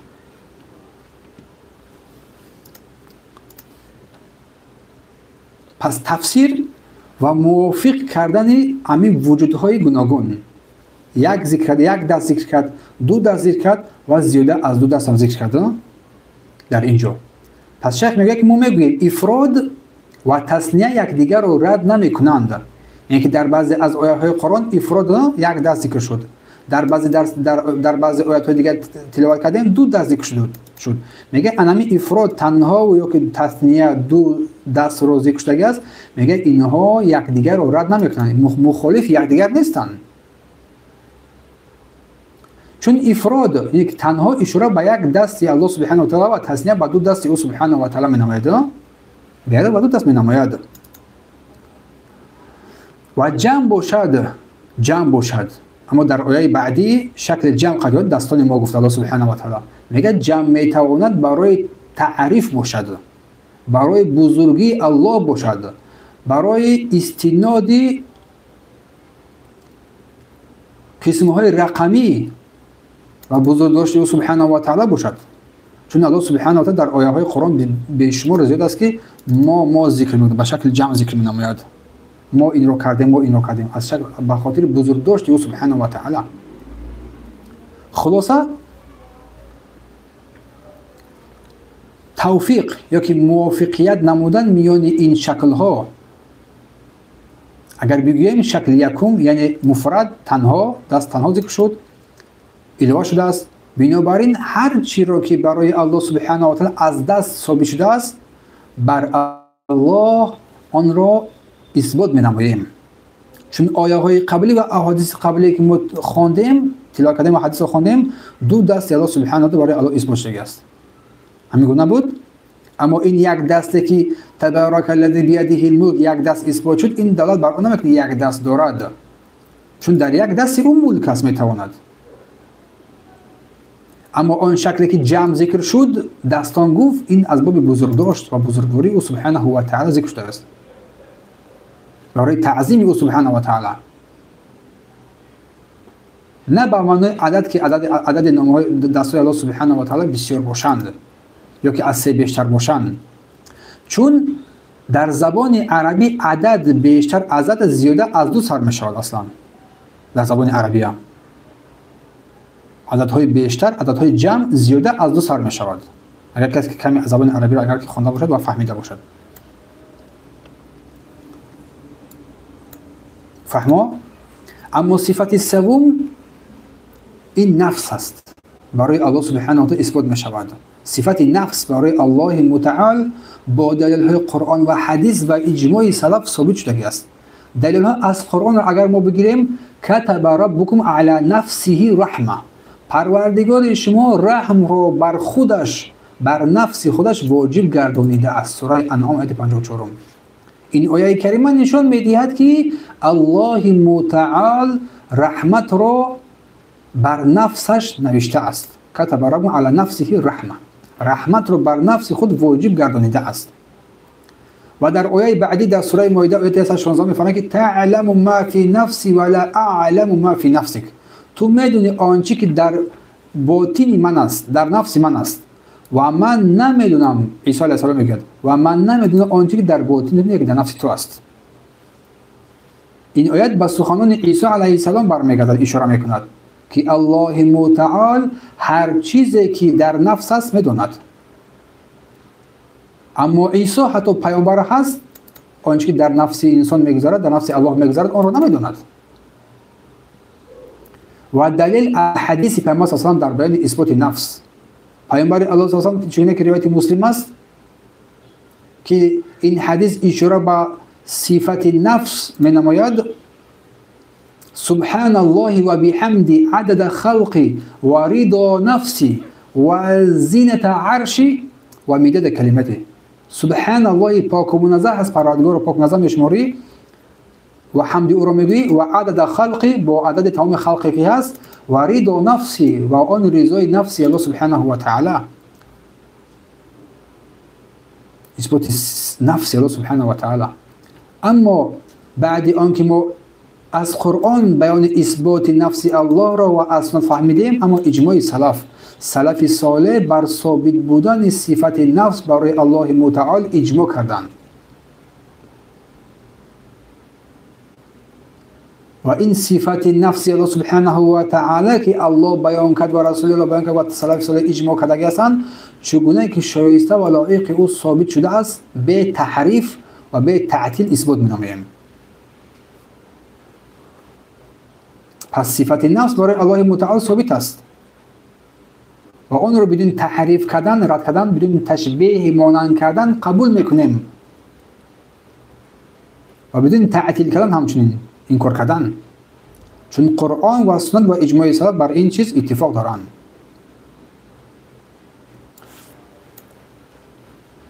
سپس صفت چهارم، صفت دیگری که الله در قرآنش بر الله ثابت کرده است، بر خود ثابت کرده است، صفت مجیء، آمدن. مجیء آمدن می شود. آمدن الله سبحانه و تعالی برای جدا کردن بندگان در روز قیامت با دلیل های قرآن و سنت و اجماع ثابت شده است. و دلیل قرآن قول الله سبحانه و تعالی در سوره فجر و جاء ربک، که در آن روز پروردگار تو می آید. در اون صحرای محشر حاضر میشد پروردگار. این آیه کریمه نشان میدهد که روز قیامت الله متعال در آن صحرای محشر حاضر می شود، می آید و بین بندگان خود حکم میکند.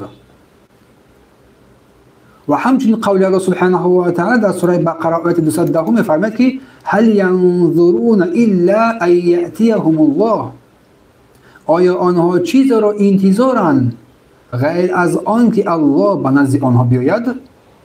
چیز دیگر را منتظر هستند؟ این آیت هم نشان میدهد که مردم انتظار هستند که الله آمدن خود را به سوی آنها نشان میدهد. و دلیل از سنت رسول الله فرمودند که حتی اذا لم یبقى الا من کان یعبد الله تعالی، اینک وقتی که در روی زمین تنها آنهای باقی میمونند که الله متعال را میپرستند،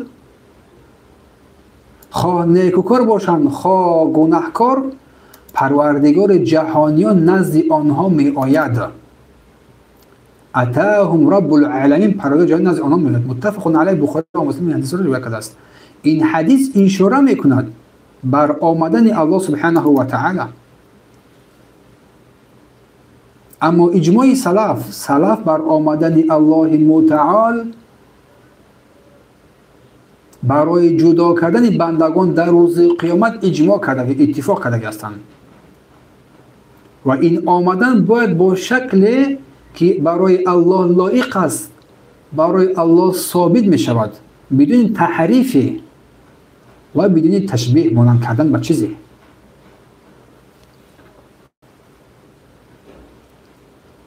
اما بعضی گروه های متاسف اهل تعطیل آمدن الله را با آمدن فرمان یا قرارهای الله تعبیر کردن، تفسیر کردن و نادرست کردن و اشتباه کردن. اما این تعبیرهای نادرست آن است که باید با طرز اصلی که در قرآن و سنت آورده شده است فهمیده شود. آمدن واقعی الله سبحانه و تعالی که از خود بر ما یادآور نشود. یا کسی هست که الله را از خود بیشتر بشناسد؟ نه، الله خود را از ما بیشتر بشناسد، بیشتر میداند. پس مادامی که این را وصف کرد، پس ما باید اقرار نماییم. پس آمدن الله سبحانه و تعالی در صحرای محشر برای جدا کردن بندگانش در روز قیامت ثابت شده است، بدون تحریف و تشبیه قبول می شود. و صفت دیگر از صفت‌هایی که در اینجا مؤلف ذکر کرده، صفت رضا و خوشنودی الله سبحانه و تعالی. رضا میگویند، رضا یعنی خوشنودی الله سبحانه و تعالی و رضا بودن الله سبحانه و تعالی از بندگان خود. در قرآن و حدیث و اجماع سلف با دلیل‌های قطعی ثابت شده است. اما دلیل از قرآن قول الله سبحانه و تعالی رضی الله عنهم و رضوا عنه، الله از آنها راضی گردید و آنها نیز از الله راضی شدند. سوره مائده آیه 119. اگر ما در این آیت اندیشه نماییم الله از آنها راضی شد، اثبات صفت رضای الله که از بندگان راضی می شود، خوشنود می شود، نشان می دهد. اما دلیل از حدیث پیامبر صلی الله علیه و سلم باشد ان الله لا یرضى عن العبد ان یأکل اکلته فحمده علیها. الله از بنده اش راضی می شود، پیامبر می فرماید، وقتی که یک لقمه می خورد و او را برای آن لقمه که خود سپاسگزاری می کند. ایشرب شربة فیحمده علیها، یا که یک جرعه آب را می نوشد الله را چیز شکرگزاری نماید. ان الله لا یرضى، البته که الله راضی می شود، صفت رضای الله سبحانه و تعالی. در روایت مسلم این حدیث تاکید می کند که الله سبحانه و تعالی از بندگانش روز قیامت راضی و خرسند و خوشنود می شود. حتی که در این دنیا اگر که بنده چیزی را میخورد، چیزی را مینوشد، الحمدلله میگد، الله از او خوشنود میشود. شکر سپاسگزاری الله سبحانه و تعالی.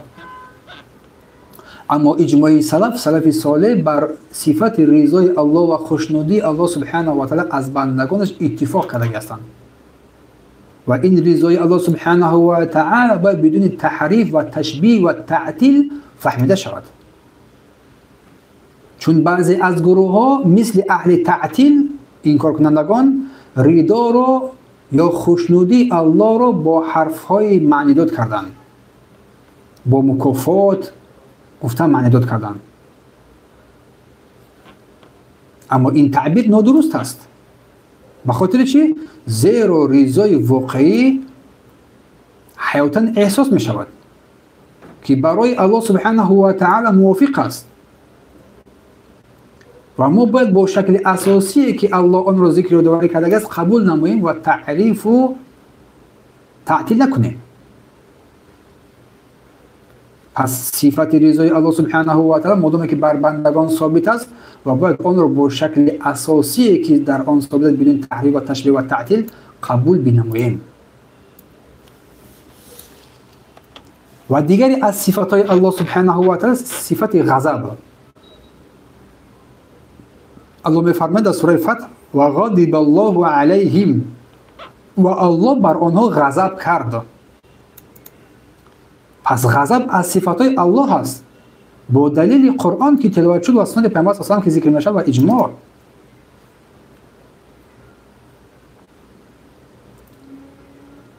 الله درباره کسی که قصداً یک مؤمن را میکشد در قرآن میفرماید در سوره نساء آیه 93 و غضب الله علیه و لعنه. الله بر او غضب کرد، غضب میکند و او را لعنتش میکند. لعنتش نمود. و پیامبر الله صلی الله علیه و فرمود که ان الله كتب کتابا عنده فوق العرش. الله کتابی را نوشت که در نزد او در نزد خودش است بر بالای عرش. این اثبات صفت الله سبحانه و تعالی الله بر بالای عرش قرار دارد. این حدیث که حدیث متفق علیه بخاری و مسلم اثبات ذکر نماید. و در ادامه حدیث شد ان الله كتب کتابا عنده فوق العرش این رحمتی غالب غضبی. به درستی که رحمت من غضبم را غلبه کرده است. پس الله غضب میکند. سلف صالح بر اثبات صفت غضب برای الله اتفاق دارند. از این رو اثبات آن برای ما لازم است بدون تحریف، بدون تعطیل، بدون کیفیت آن ذکر کردن کیفیت و بدون مثال زدن. غضب الله غضب حقیقی است که سزاوار ذات الله سبحانه و تعالی است. اما تعویل اهل تعطیل باشد، اهل تعطیل غضب را به معنای انتقام گفتند. غضب را به معنای انتقام گفتند اهل تعطیل. تعویل کردند. اما این تعویلی که آنها کردند رد کردن میشود که قبلا در قاعده چهارم بیان کرده بودیم. و علاوه بر این یک دلیل دیگری هم وجود دارد که الله در کلامش بین غضب و انتقام فرق گذاشته است. الله در قرآن بین غضب و انتقام قرار گذاشته است، فرق گذاشته است که این اهل تعطیل نگویند که غضب به معنای چیز به معنای انتقام است. الله می‌فرماید فلما اسفونا، هنگامی که ما را به غضب آوردند انتقمنا منهم در ادامه آیات. در سوره زخرف آیه 55 فلما اسفونا، هنگامی که ما را در غضب آوردند انتقمنا من، ما از آنها انتقام گرفتیم. نگاه کنید چقدر روشن است. پس انتقام نتیجه غضب است. انتقام نتیجه غضب است. پس این نشان میده که غضب و انتقام دو چیزی با هم دیگه گوناگون هستند، مختلف هستند. الله میفرماید که واتبعوا ما اسخط الله، آنها پیروی کردن آن چیزی را که الله بر آنها غضب کرد، بر آنها خشم کرد. در سوره محمد آیه 28. و رسول الله فرمودند در حدیثی که روایت بخاری است ان الله کره لکم قیل و قال، همان الله بر شما ناپسند شمارید، بد شمارید قیل و قال را، پرسش های بسیار و ضایع کردن وقت مال را و اضاعت المال عقیده اهل سنت و الجماعت در ثابت بودن صفت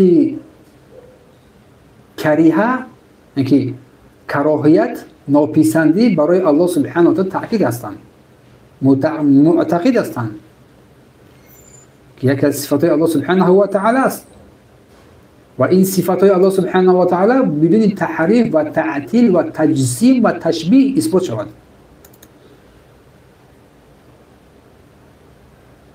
پس این کبریایی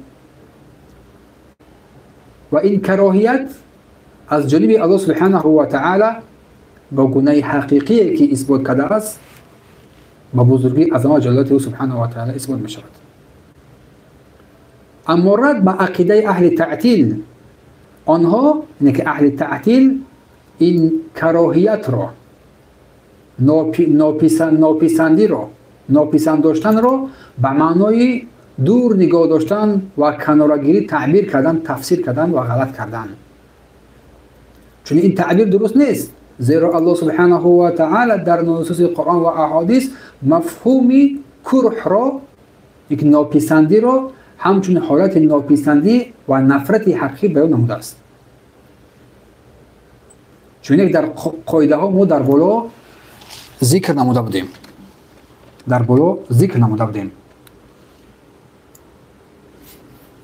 بارک الله فیکم.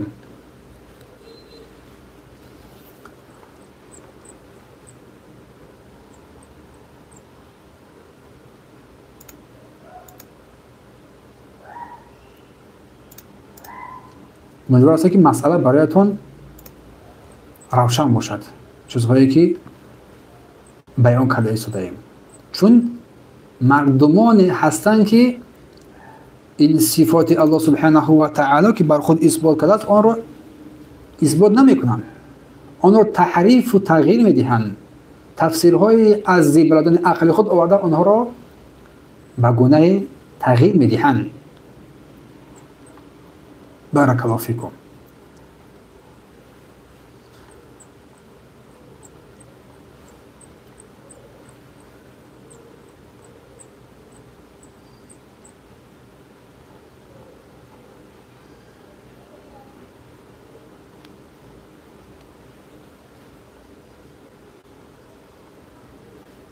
خیلی در اینجا توقف میکنیم از اثبات صفات الله سبحانه و تعالی از قرآن بود و همچنین از احادیث پیامبر صلی الله علیه و اثبات کردیم آنها رو، بیان کردیم این نوع ها رو. اما اگر که الله برای ما وقت بده، فرصت بده، درس دیگر باذن الله تعالی در بیان اثبات صفات الله سبحانه و تعالی از سنت، ذکر بعضی از احادیث در بیان اثبات دیگری از صفات الله سبحانه و تعالی، در بیان الله بر استوا بر عرش دارد و همچنین تعجب کردن الله سبحانه و تعالی و دیگر صفاتهایی که در اینجا ذکر می شود برای شما باذن الله تعالی اگر زنده باشیم بیان میکنیم ان شاء الله. الله برامون موفق بگرداند. سبحانك اللهم وبحمدك اشهد ان لا اله الا انت استغفرك واتوب الیه. اگر یگان سوال باشد مرحمت کنید. اگر کسی سوال داشته باشد مرحمت کنید.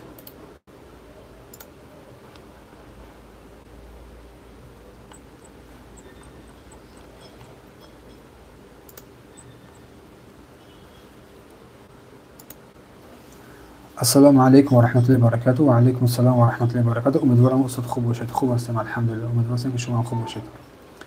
کمپیر بیبیم میگفتن هر شب سوره یاسین و سجده، دخان، واقعه، ملک و سوره های جن را بخوانید. میدونم قرآن خواندن خوب است، لیکن در یگان حدیث آمدگی هست. همه این سوره ها را هر شب خواندن ذکر شدگی نیست، لیکن بعضی از این سوره ها را شب خواندن ذکر شدگی هست. فهمو؟ آیت الکرسی را خواندن، سوره اخلاص و ناس و فلاح را خواندن و دعاهایی که هستند خواندن آنها را خوب است.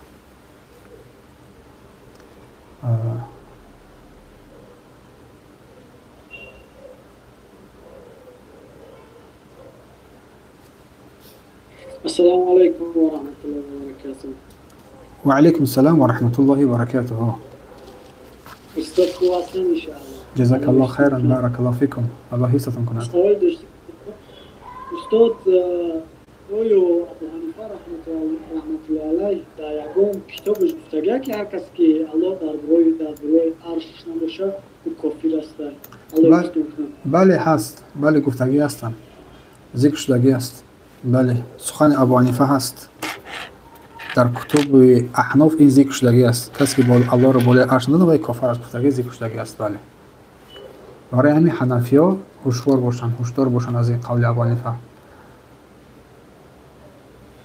واسه مذهب واقعی ابو حنیفه باز بگردن، نه اینکه هواپرستی خودشان. الله ما را هدایت کند.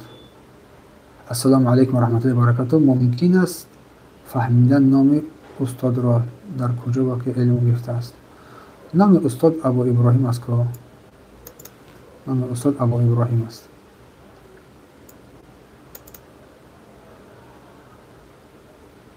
و در کجا علم گرفته است؟ بارک الله فیکم.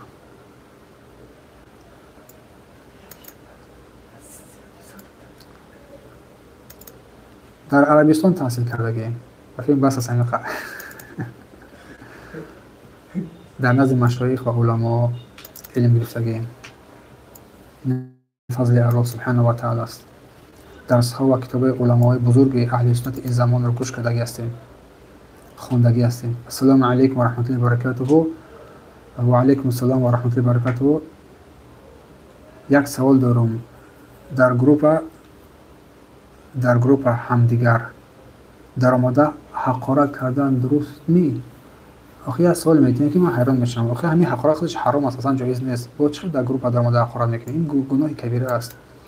دشتم دادن یک از گناهان کبیره است و علامت و نشانه های فسق است و علامت و نشانه های نفاق است. نباید انسان دشنام دهنده باشد، چون که پیامبر صلی الله علیه و سلم گفتند. استاد در کدام حدیث عبدالله دستان خود را اقرار کرده است؟ حیزدم برآمده. درس رو انشاءالله که گوش کن و در همونجا همش برای ذکر می شود باذن الله تعالی. فهمو درس اول انشاءالله که میپرتیم در همونجا گوش کن باذن الله تعالی. یک روشکه شاید شما با همراهیتون باید یک روشکه داشته باشید.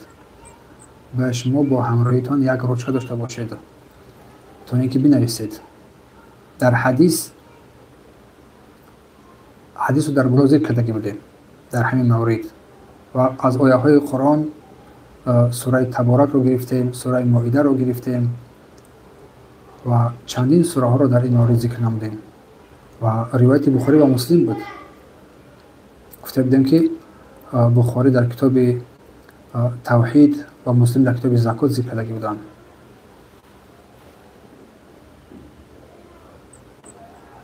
فهمو با همراهیتون قلم بگیرید، دفتر بگیرید، آیه های قرآن بنویسید یا کسی پس بعد گوش کردید بعد بنویسید تا که فایده بیشتر شود.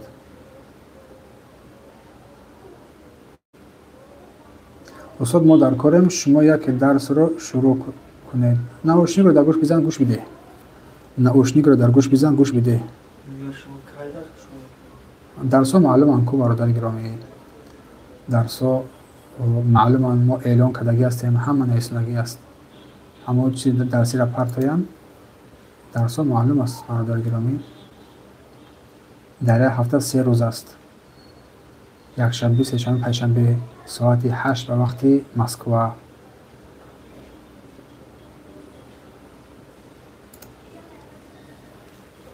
فهمو؟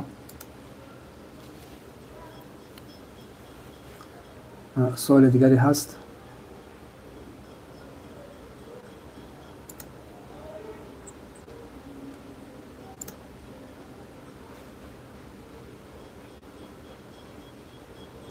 کینه برآوردن به شک میده؟ نه، کینه گناه است. کینه گرفتن این گناه است. نباید انسان کینه بگیرد.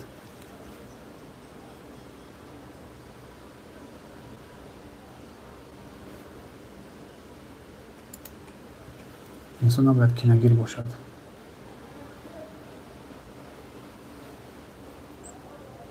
از خصلت‌های مؤمنان است این کینه گرفتن.